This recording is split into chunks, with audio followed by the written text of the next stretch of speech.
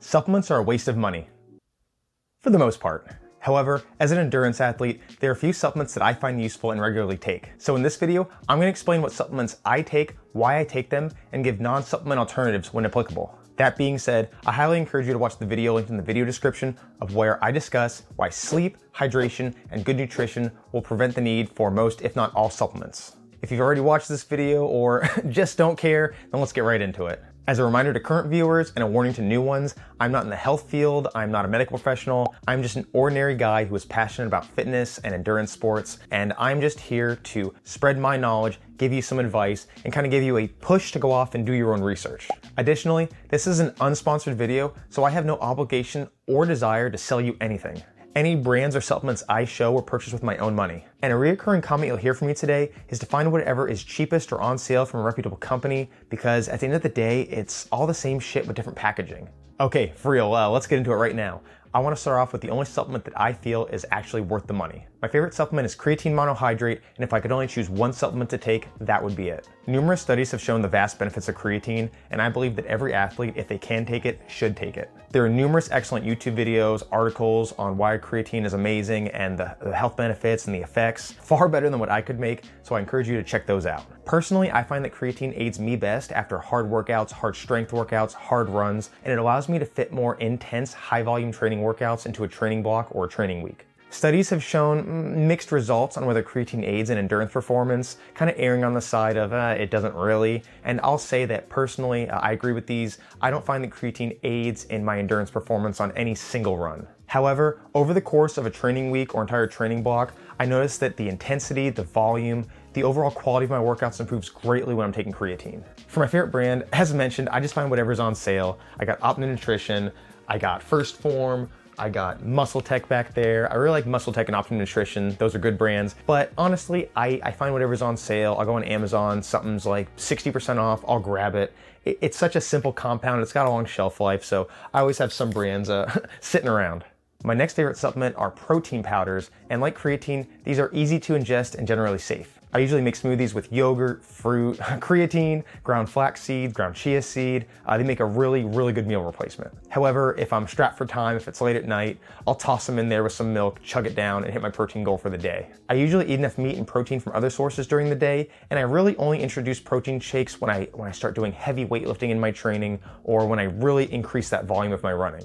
As endurance athletes, we're focused on getting our carbs in, our fuel for our runs, and I think that protein is very underappreciated. After a tough workout, we're trying to replace those glycogen stores, we're hammering the potatoes, the vegetables, all those carb-rich foods, and sometimes it's hard to get that serving of protein in. For vegans, vegetarians, it can be really tough trying to get that protein from the external sources. A whey or vegan protein powder in the morning and after tough training sessions, in my opinion, will help fill that nutritional gap and help you in recovery, help you get back out there and achieve your best. As for my favorite brand, I prefer Optimum Nutrition. I've been using them for the past 20 years. I like their flavors. It's really good on my gut. My advice to you would be to, of course, pick a reputable company, but also try a few different ones. Flavors can vary pretty drastically, and more importantly, some protein powders can really tear your gut apart. So find a brand, find a flavor that tastes good and also doesn't give you a bubble gut, because that's one of the biggest side effects of protein powders is, man, it can tear you up a little bit.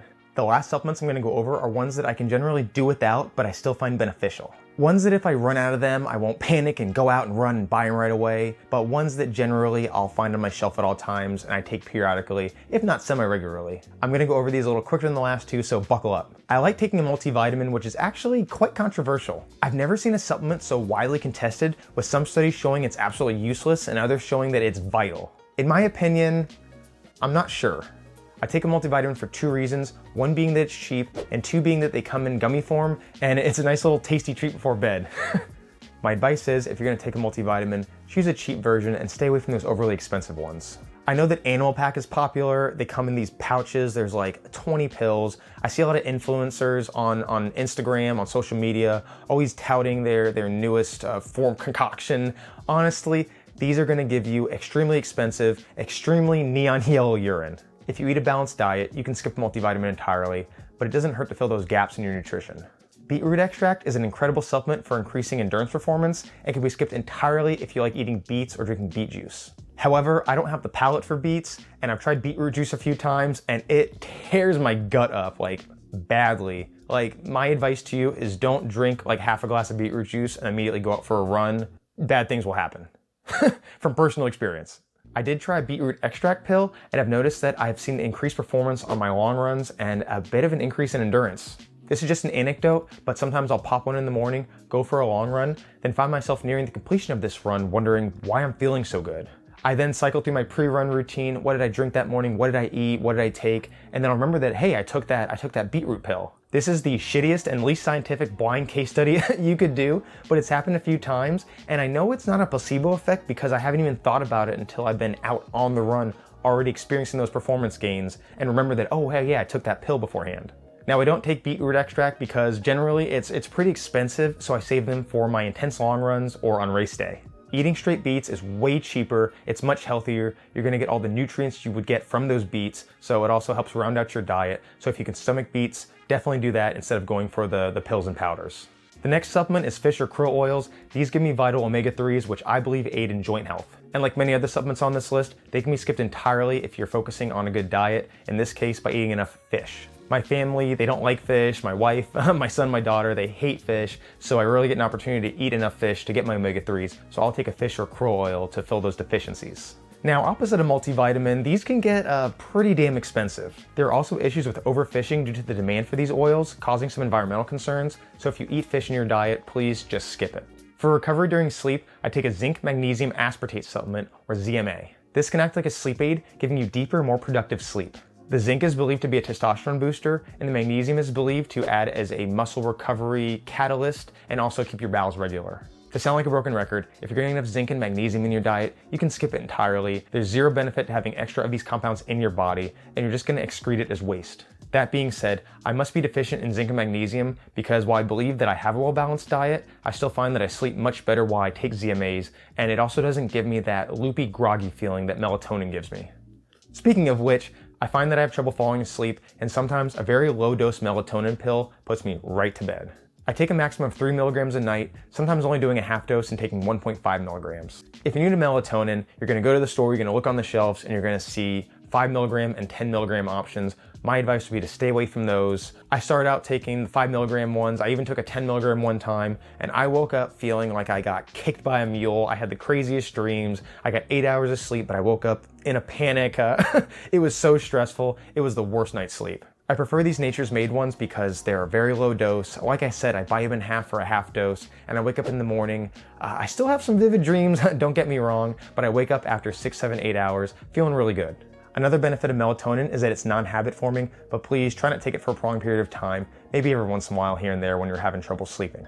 I'm going to give a shout out to turmeric for its anti-inflammatory use. This is just a shout out because I'm not entirely convinced it has any effect, but since I started taking it with fish oil, I've noticed that my need for anti-inflammatory drugs has gone way down, and I rarely take Advil when I have any sort of soreness. I just take turmeric, fish oil, and I generally feel pretty good.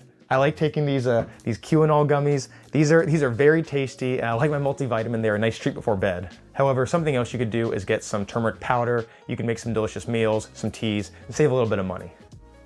And that's pretty much it. Mushroom extracts, CLAs, BCAAs, different ground roots and extracts. I've tried many of them and honestly couldn't see much of an improvement in cognitive performance or fitness. I'm not discrediting any of the supplements that I didn't list or the ones I just listed. Aside from BCAAs, those are kind of trash, those suck, you should stay away from them. And I'm sure there are some supplements that I've taken that if I did a blood test or did a blind trial, then I would see some increase in performance. These are just the ones that I noticed a cognitive or physical increase in performance and the ones that I think are actually worth your money. Again, take my advice as just that, advice. I encourage you to go out there and do your own research. Reiterating my main philosophy on supplements, sleep, hydration, and a proper diet will reduce the need for most, if not all supplements if you're a healthy individual. And remember, the supplement industry is worth $150 billion, expected to grow to $250 billion by 2028, and this is due to selling you false promises and quick fixes. You don't need that super stack every influencer is trying to sell you. There is no magic pill, and supplementing an unhealthy lifestyle with chemicals and compounds is not healthy. However, we all can't have private chefs and nutritionists. And for most of us, living a healthy lifestyle, maintaining work,